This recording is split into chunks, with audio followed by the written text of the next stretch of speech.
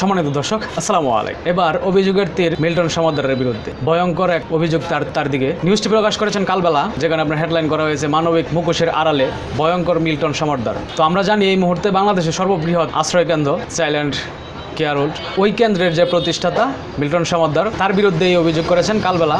তো সেখানে সবচেয়ে ভয়ঙ্কর যে অভিযোগটা ওঠানো হয়েছে যে আপনার যারা অসুস্থ তাদেরকে উদ্ধার করে আনে, সেই লোকজনের অঙ্গ প্রত্যঙ্গ নাকি বিক্রি করে মিল্টন সমাদদার এবং কোটি কোটি টাকা নাকি হাতিয়ে নিয়েছেন সে। এই অভিযোগটা করেছেন কালবেলা একটা অনলাইন পত্রিকা। তো আমার প্রশ্ন হলো, বা আমি যেটা বলতে চাই, যে একটা অনলাইন পত্রিকার উপরে ডিপেন্ড করে আমরা এরকম একটা প্রতিষ্ঠানের উপরে অভিযোগ তুলতে পারি না বা অভিযোগ করতে পারি না। তবে হ্যাঁ, এনার একটা বিষয় থাকে যে মানুষের বিশ্বাসটা আগে অর্জন করে এই দেশে পরেই কিন্তু মানুষের সাথে প্রতারণাটা করা হয়।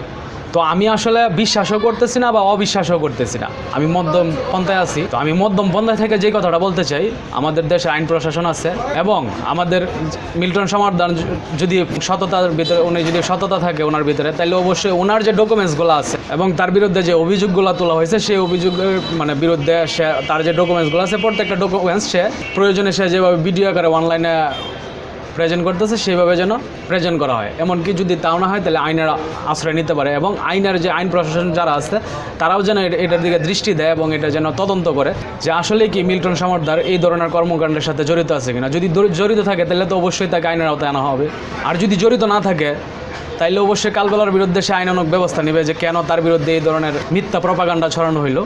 তো আমি এই জিনিসটাই বলতে চাই, কারণ যেহেতু উনি একটি মানবিক কাজের সাথে সম্পৃক্ত এবং মানবিক কাজের জন্য এই ধরনের একটা প্রতিষ্ঠান তৈরি করেছেন, বর্তমানে বাংলাদেশের সর্ববৃহৎ একটা প্রতিষ্ঠান চাইল্ড অ্যান্ড কেয়ার হোল্ড।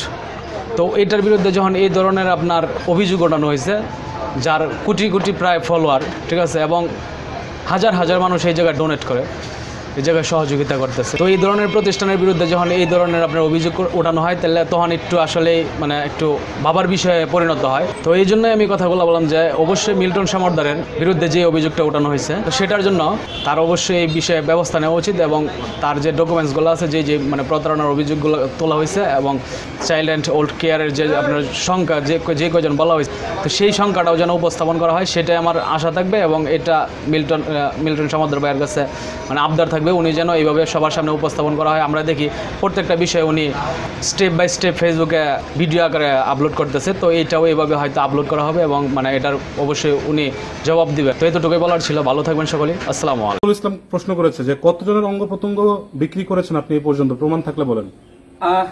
প্রমাণটা আপনারা দিবেন সবাই। যেহেতু আমি 10 বছর ধরে অঙ্গ বিক্রি করতেছি, একটু নেগেটিভ ভাবেই বলি, আপনারাও জানবেন, মিডিয়া জানবে এবং যে হসপিটালে বিক্রি করছি তারা জানবে, যে আমার কাছ থেকে ক্রয় করছে সে জানবে, তাদেরকে একটু সামনে আসতে বলেন।